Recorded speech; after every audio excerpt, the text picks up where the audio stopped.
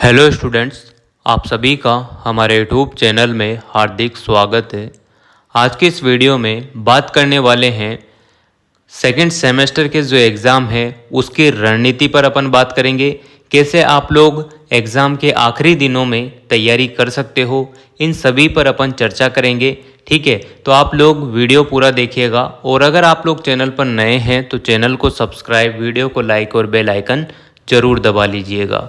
देखो, जैसा कि आप सभी को पता है, फर्स्ट सेमेस्टर के रिजल्ट आए हो नहीं आए हो उससे आप लोगों को सेकंड सेमेस्टर में कोई इफ़ेक्ट नहीं पड़ना चाहिए और ना ही पड़ेगा। ठीक है, क्योंकि अगर आपके फर्स्ट सेमेस्टर में भी बैक वगैरह या कुछ ऐसा हो जाता है कि आप सेकंड सेमेस्टर का एग्ज़ाम नहीं दे सकते हैं तो ये आपकी गलतफहमी है। अगर आपने फर्स्ट सेमेस्टर में अप्लाई किया है और आप एग्ज़ाम देने गए हैं, आपका रिजल्ट आए ना आए कोई बात नहीं, अगर आपने एग्ज़ाम दिया है तो आप सेकंड सेमेस्टर में बैठने लायक हैं।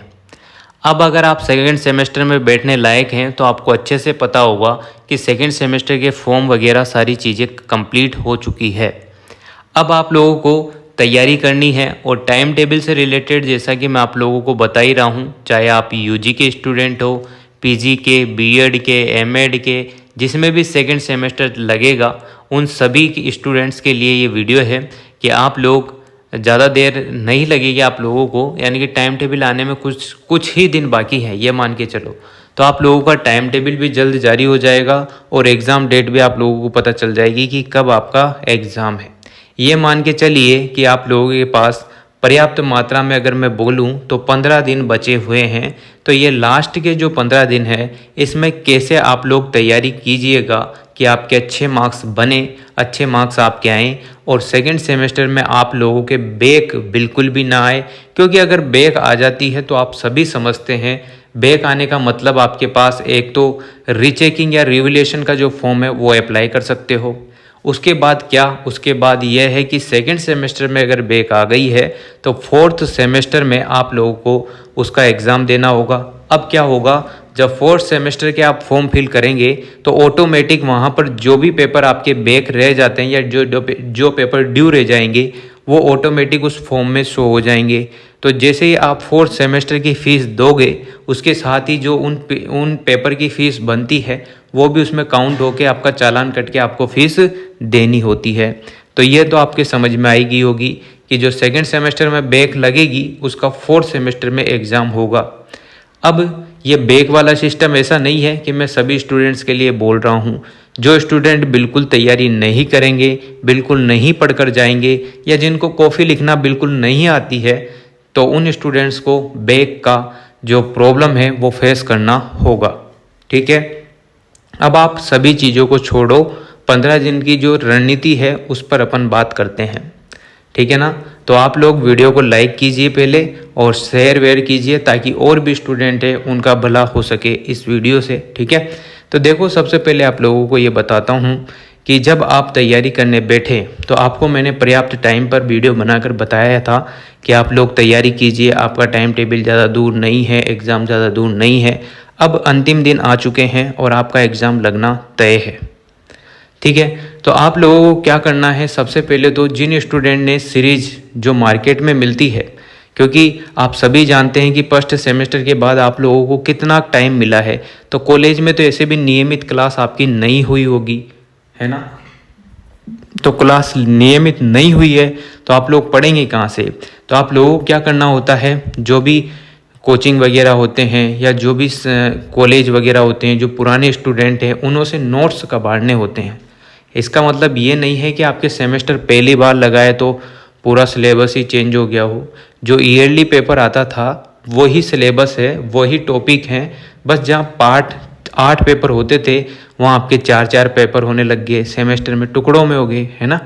तो जिन स्टूडेंट्स को सीरीज मिल जाती है मार्केट में, जैसे कि बीएड वाले स्टूडेंट हैं उनको राजहंस की सीरीज मिल जाती है, बीएससी वाले जो स्टूडेंट हैं उनको स्टैंडर्ड की सीरीज जो मिल जाती है ना, सम्राट की सीरीज भी आपके आती है। बीएड एमएड वाले जो स्टूडेंट हैं उनको राजहंस की, सूर्य पब्लिकेशन की, पार्थ की, ये बहुत सारी जो सीरीज मार्केट में अवेलेबल है जिनका आपको पता है कि हाँ इनमें से पेपर आता है।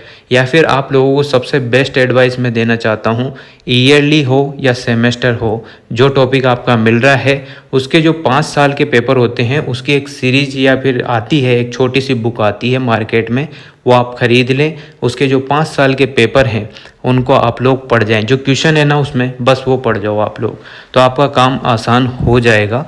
उससे आप लोग जैसे ही वो क्वेश्चन करेंगे तो वही क्वेश्चन घुमा फिरा के वही आने हैं। जैसा कि अभी आप लोगों से पूछ लिया शिक्षा क्या है, तो आपसे अगली बार पूछ लेंगे शिक्षा किसे कहते हैं, तो वो सारी चीज़ें वही कोरिलेट होके वही पूछी जाती है। और अगर मान लो उन स्टूडेंट्स की बात करते हैं जो अभी तक नहीं पढ़ पाए हैं, बिल्कुल भी पढ़ा नहीं है जिन्होंने, उनको क्या करना है, देखो अगर आपको जल्दी से सीरीज मिल जाती है तो सीरीज लाओ, उसको पढ़ लो एक बार। नोट्स मिल जाते हैं किसी के तो नोट्स से पढ़ लो, ठीक है। मेरी मानो तो प्रीवियस ईयर के जो क्वेश्चन पेपर हैं और जो आपका सिलेबस है, सबसे बड़ी बात मैं आपको बताता हूँ। सबसे पहले आप लोग जो सिलेबस आता है आपका सेकंड सेमेस्टर के सिलेबस से रिलेटेड मैंने एक लिंक यूट्यूब पे प्रोवाइड कराया है, वो आप लोग देख लो, या टेलीग्राम पर आप लोग जुड़ जाओ, वहाँ से आप लोगों को मिल जाएगा। तो वो सिलेबस को निकालो, अगर इंग्लिश में लिखा हुआ है तो हिंदी में उसकी ट्रांसलेट कर लो, और उसमें जो जो पॉइंट दे रखे हैं क्वेश्चन आपके वहीं से बन जाते हैं बस, और उससे अलावा कुछ भी बाहर नहीं आता है, ठीक है ना। तो अदरवाइज़ आपको और चीज़ें पढ़ने की ज़रूरत नहीं है। जो सिलेबस में लिखा है उसकी हिंदी करो, इंग्लिश वाले इंग्लिश में देख लो, और आपसे जो पूछा गया है जैसे शिक्षा का सार्वभौमिकरण अगर कोई टॉपिक है तो वो आना है, तय है वो, तो उसको पढ़ डालो। वैसे मैं मोस्ट इम्पोर्टेंट की सीरीज भी लेकर आऊँगा, मतलब जो भी आपको बता दूंगा वो सिलेबस के अकॉर्डिंग ही होती है, यूनिट वाइज ही होती है, सारी चीज़ें वहीं से होती है, तो आप लोगों को हेल्प हो जाती है। और क्वेश्चन 100% उसी में से आते हैं, कुछ भी बाहर से नहीं आएगा, ठीक है ना। सिलेबस में जो पॉइंट टू पॉइंट चीज़ें दे रखी है कोमा लगा लगा के, उन्हीं में से क्वेश्चन बना देते हैं और आपको दे दिए जाते हैं, इस टाइप से होता है। अब आपको क्या करना है, मैं जैसा कि मैंने बताया कि सीरीज ये वगैरह प्रीवियस ईयर क्वेश्चन आप लोग लगा लीजिए। अब बहुत सारे स्टूडेंट ऐसे होंगे, ये तो उन स्टूडेंट्स की बात थी जो थोड़े बहुत पढ़े हैं या जो स्टार्टिंग से पढ़ रहे हैं उनके लिए थी, और बाकी जो अदरवाइज़ कहीं से पढ़ते हैं, वो खुद ही सेल्फ नोट्स बना के पढ़ते हैं, तो उनके लिए तो वो बेस्ट है ही, उनके जो भी मटेरियल है वो पढ़ लीजिए, काफ़ी है, ठीक है। जो प्रीवियस ईयर क्वेश्चन कर पाते हैं तो वो कर सकते हैं, जो पासिंग लायक नंबर लाना चाहते हैं वो भी ये सारी चीज़ें कर सकते हैं। अब वो स्टूडेंट ध्यान दें जिन्हें सब चीज़ पढ़ रखी है पर उनको अच्छे नंबर लाने हैं, उनके अच्छे नंबर नहीं बनते हैं। तो देखो मेन मैटर क्या होता है, एक मेन जो मुद्दा है वो ये है कि जब भी आप कॉफ़ी लिखते हैं तो मैटर करता है आप कॉफ़ी किस टाइप से लिख रहे हैं। कॉफ़ी में आप लोग जब भी लिखें तो सबसे पहले बड़े जो क्वेश्चन होते हैं उनको सोल्व करें, बड़े क्वेश्चन में भी उनको सोल्व करें जो आपको अच्छे से आता हो, क्योंकि पर्याप्त आपको 3 घंटे का जो भी आपका टाइम है, किसी का 1.5 घंटा, छोटे पे मतलब जो कंपलसरी है उनका 1.5 घंटा, 3 घंटा कम से कम रहता ही है, आपको सभी को पता है। तो उसमें कोशिश ये किया करें कि जो 3 बड़े क्वेश्चन आपके आते हैं, 3 या 2 या जो भी आपके आते हैं बड़े क्वेश्चन, उनको अच्छे से लिखने की कोशिश करें, टाइम का ध्यान रखते हुए वो क्वेश्चन सबसे पहले करें, अच्छे से लिखें, मतलब हेडलाइन अच्छे से, जैसे आप नोट्स बनाते हो ना उस टाइप से आपको लिखना है। तो नोट्स बनाते हो तो आपसे पूछा शिक्षा का सार्वभौमिकरण, तो शिक्षा का सार्वभौमिकरण को बड़े बड़े थोड़े शानदार अक्षरों में लिखो, उसके नीचे स्केल से अंडरलाइन करो 2 बार, फिर आराम से उसके बारे में लिखो, शिक्षा किसे कहते हैं, शिक्षा के प्रकार, जितना आप डेकोरेट कर सकते हो। डेकोरेट का मतलब ये भी नहीं है कि फुल मेहंदी बनानी है आपको, नहीं नहीं, बिल्कुल नॉर्मल सी वे में और सिंपल। बहुत सारे स्टूडेंट क्या करते हैं कि ब्लू, ब्लैक, रेड सारे पेन ले जाते हैं, वहाँ इतना भी ज़्यादा आपको डेकोरेशन नहीं करना होता है, आपको ब्लू पेन ही लेके जाना है, बस ब्लू पेन से ही आपका काम आसान हो जाता है। बस आपको लिखना और जो डेकोरेशन है वो आपको ब्लू पेन से ही करना है। अच्छे से पॉइंट बनाकर आप लोग लिखें, पॉइंट टू पॉइंट लिखें, पैराग्राफ हाँ कितना छोड़ना है, ऐसा नहीं घसड़ पसड़ 1-2 पेज में लिखा, पूरे 30 क्वेश्चन 10 पेज में पूरे कंप्लीट कर दिया हमने, तो उससे क्या होगा, आपको 35 या 40 पेज की जो कॉपी मिलती है, आराम से जगह छोड़ के बढ़िया आराम से, ज़्यादा भी जगह मत छोड़ो कम भी मत छोड़ो, नॉर्मल जगह जो आपको चाहिए, अच्छे अच्छे सुंदर सुंदर अक्षर आप ऐसे लिखें कि सामने वाला पढ़ के ही आपको एक्स्ट्रा 5 नंबर तो ऐसे ही दे दे राइटिंग के, ठीक है ना। क्योंकि आपको सभी को पता है इतना टाइम किसी के पास नहीं होता है कि वो अच्छे से एक एक क्वेश्चन एक एक आंसर देखेगा, नहीं देखते हैं। जैसे आपकी पहली कॉफ़ी देखी, उसमें आपका पहला पेज देखा, क्वेश्चन नंबर इतना, सेशन नंबर ऊपर ही ऊपर आपके पिंक लाइन के ऊपर लिख दो, भाग बी के क्वेश्चन कर रहे हो आप, भाग सी के कर रहे हो, फिर क्वेश्चन नंबर लिखो, क्वेश्चन 11 नंबर, आंसर 11, फिर आराम से थोड़ी जगह छोड़ के आराम से लिखो, फिर उसके डायग्राम वाइज लिखो। जैसे कि 3 पार्ट होते हैं ए बी सी, तो उन्हों पे अच्छे से कॉलम बना कर सब चीज़ें डेकोरेट करके, और स्पीड ऐसी रखो कि टाइम भी ध्यान रखो। ऐसा नहीं कि आप लोग सर आपने बताया था ऐसा किया हमने तो टाइम ही नहीं बचा। टाइम का ध्यान आपको रखना है, 3 घंटे का ध्यान भी आपको रखना है। उस टाइप से आपको क्वेश्चन करने होंगे, तब जाके आपका पेपर भी अच्छे से होगा। और देखो सबसे बड़ी बात ये एक ध्यान रखना, जो शिक्षा नीति होती है उसका मकसद होता है आपको किताब का हूबहू रटा रटाया लिखना नहीं होता है बिल्कुल भी। आप लोग किताब से पढ़ जाएं, सीरीज से पढ़ जाएं, नोट से पढ़ जाएं, वहाँ जो आपकी लैंग्वेज है जो आप लिख पाते हैं वो सबसे बेस्ट मैटर होता है, क्योंकि टीचर को भी आसानी होती है उस भाषा को पढ़ने में। बस आपसे जो पूछा गया है उसका जवाब आप दे दें, आपकी भाषा में दें, किताब का हूबहू नकल ना करें। अगर आप कहीं नकल करते हैं या कुछ भी चीज़ ऐसी करते हो कि हाँ किताब के जैसा का जैसा लिख के आया हूँ, तो आप कभी भी उम्मीद मत करना कि आज जो बंदा मन से लिख रहा है उससे ज़्यादा आपके नंबर आएंगे, नहीं आएंगे। तो कोशिश ये करो कि पढ़ के आपको किताब से जाना है और लिखना आपको अपने मन से है, और सुव्यवस्थित और साफ़ सुथरा लिखना है। इन चीज़ों का आप लोग ध्यान रखिएगा। तो जो भी यूजी पीजी यानी कि जैसे कि बीए, बीएससी, बीकॉम, ठीक है, बीएड वाले जो स्टूडेंट हैं, बीएड एमएड वाले जो स्टूडेंट हैं, एमएड वाले स्टूडेंट हैं, एमएससी वाले स्टूडेंट हैं, एमकॉम वाले स्टूडेंट जिनके सेकंड सेमेस्टर एग्ज़ाम है, उनकी यहाँ पर मैं बात कर रहा हूँ। और बीएड एमएड और एमएड वाले स्टूडेंट तो बिल्कुल अपने मन से लिखने की ज़्यादा कोशिश किया करो, ना कि सीरीज के अकॉर्डिंग। टॉपिक अच्छे से लिखो, टॉपिक तो आप सीरीज के जैसे ही लिख सकते हो, पर उसके बीच में जो लिखना है वो आपको अपने मन से उससे रिलेटेड बातें ही लिखनी है। और बीएससी बीए वगैरह जो वाले जो स्टूडेंट हैं उनको सब्जेक्ट मैटर करता है। आप सब्जेक्ट में जो लिखा है वो पढ़ के जाएं, ठीक है। पढ़ के जाने के बाद थोड़ी बहुत सब्जेक्ट की जो लैंग्वेज है, जो सीरीज़ की लैंग्वेज है वो लिखें, और थोड़ी बहुत अपनी मन की लैंग्वेज भी यूज करें। जहाँ डायग्राम पूछा है वहाँ डायग्राम, जहाँ डेरिवेशन है वहाँ डेरिवेशन, ठीक है ना। और जगह बराबर छोड़नी है। 35-40 पेज खूब होते हैं, वो पूरा फिनोमेना, पूरा जो फंडा है बिल्कुल सही है। उसमें 35-40 पेज में से भी वो जो क्वेश्चन आते हैं उनमें 1 या 2 पेज आराम से बचते हैं। अगर आप कितना ही फैला के लिखोगे, जब भी 1-2 पेज बच ही जाते हैं। तो ये सारी चीज़ें पहले प्रैक्टिकली करी गई है, उसके बाद आप लोगों को 35-40 पेज की कॉपी दी जाती है।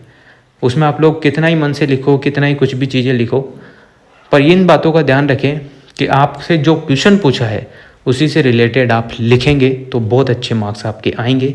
अब आप मन से लिखें तो ज़्यादा मार्क्स आएंगे, और अगर सीरीज के हूबहू लिखोगे तो कुछ कम मार्क्स आपको देखने को मिल सकते हैं। ऐसा मेरे साथ तो हुआ है, इसलिए मैं आपको बता रहा हूँ, ठीक है ना। और ऐसा भी बहुत सारी बार हो जाता है कि आपसे पूछा केनी-जारो रिएक्शन किसे कहते हैं, केनी-जारो अभिक्रिया किसे कहते हैं, जैसे केमिस्ट्री वाले स्टूडेंट हैं उनसे पूछ लिया। अब वो केनी-जारो की जगह कोई और रिएक्शन लिख रहे हैं, अगर एग्जामिनर का ध्यान चला गया तो 0 नंबर भी मिल सकता है ना। तो इन चीज़ों का ध्यान रखें। और जैसे बीए वाले स्टूडेंट हैं, जो आर्ट्स वाले स्टूडेंट स्पेशल तौर पर, उनको ये फ़ायदा होता है कि वो अपने मन से जितनी बढ़िया चीज़ें लिख पाते हैं। जैसे महाराणा प्रताप के युद्ध के बारे में पूछ लिया तो आप लोग जैसे साफ़ सुथरा लिख पाते हैं, अच्छे से टीचर को समझ में आ जाए तो वो अच्छे मार्क्स ही देगा, ठीक है ना। और कभी भी आप लोग काटा पीसी ना करें, पहले अच्छे बड़े क्वेश्चन जो है, जो अच्छा आता है बड़े में भी, वो करें। उसके बाद जो लघुत्रात्मक टाइप में रहते हैं छोटे वाले क्वेश्चन करें। फिर जो छोटे छोटे क्वेश्चन अगर आपके आते हैं तो उनको तो बस लास्ट के 5 या 10 मिनट में कर कुरा के फ्री होया करो, ज़्यादा टाइम वेस्ट उन पर मत किया करो। क्योंकि नंबर अगर आपको चाहिए तो बड़े क्वेश्चन ही आपको ज़्यादा नंबर देंगे, बड़े फिर उससे थोड़े बड़े और फिर लास्ट में सबसे छोटे, वो भी टाइम मिलता है तब, ठीक है ना। तो परीक्षा के अंतिम दिनों में आपको तैयारी कैसे करनी है ये मैंने आपको बताया। जो चीज़ आपके पास अवेलेबल है, जो आपने पहले से पढ़ रखी है उसको रिवाइज कर ले, नहीं पढ़ रखी है तो आप लोग जो सीरीज वीरीज है वो लाओ और एक बार रीडिंग लगा लो और फिर अपने मन से कॉपी लिखने की कोशिश करना, ठीक है ना। थोड़ी प्रैक्टिस कर लो, पॉइंट बनाकर लिखो, साफ़ सुथरे लिखो, राइटिंग सुधार के लिखो, काटापासी ना करो। ये सारी चीज़ें आपको ध्यान रखनी है। और 3 घंटे का विशेष ध्यान रखना है। उस 3 घंटे के अंदर ही आपको जो भी हलवा तैयार करना है खाने के लिए या फिर एग्ज़ाम से रिलेटेड, मान लो जो भी चीज़ आपको कंप्लीट करनी है 3 घंटे में ही करनी है, ताकि आपको जब आप जैसे हलवा बनाते हो आप फिर बाद में खाते हो, ठीक है, तो क्या होता है जब हलवा बन के तैयार हो जाए है और 3 घंटे में जो भी हलवा बनता है उसका रिजल्ट उसी प्रकार का आएगा। 3 घंटे में आपने जितनी कॉफ़ी अच्छे से लिखी है, साफ़ सुथरी लिखी है, तो वो अच्छे से आपको स्वादिष्ट लगेगी जब रिजल्ट आएगा। इसी टाइप से होता है परीक्षा की तैयारी। मैंने बता दिया आप लोगों को। अब ज़्यादा टाइम वेस्ट आप लोग मत करो। जैसे कि 15 अगस्त आ गया, रक्षाबंधन आ गई, थोड़ा बहुत एंजॉय करो और फिर वापस से थोड़ा बहुत रीडिंग मान लो, ठीक है ना, क्योंकि ज़्यादा दिन दूर नहीं है। 15 अगस्त के बाद आपके एग्ज़ाम कभी भी लग सकते हैं, ठीक है ना। और 4-5 दिन के अंतर्गत, या मान के चलो कि 4-5 या 5-7 दिन के अंतर्गत आपको टाइम टेबल, हर क्लास का टाइम टेबल आपको कोटा यूनिवर्सिटी की साइट पर अपलोड मिलेगा। उसकी वीडियो मैं आपको बाद में बता दूंगा। तो यही था मेरा, तो जो भी आप लोगों को, जो मेरे को अनुभव था, जैसे मैंने पेपर दिए, मैंने जो भी जैसे भी टॉप किया उस हिसाब से आप लोगों को बता दिया। अगर वीडियो आप लोगों को अच्छी लगी हो तो like, comment, share and subscribe. Thanks for watching. और अगर कोई डाउट रह गया हो तो आप कमेंट कर दीजिएगा। मैं कोशिश करूँगा कि आपकी जो भी प्रॉब्लम हो उसको थोड़ा बहुत सॉल्व करूँ, थोड़ी बहुत आपकी मदद करूँ। वीडियो आप ज़्यादा से ज़्यादा शेयर किया करो, ठीक।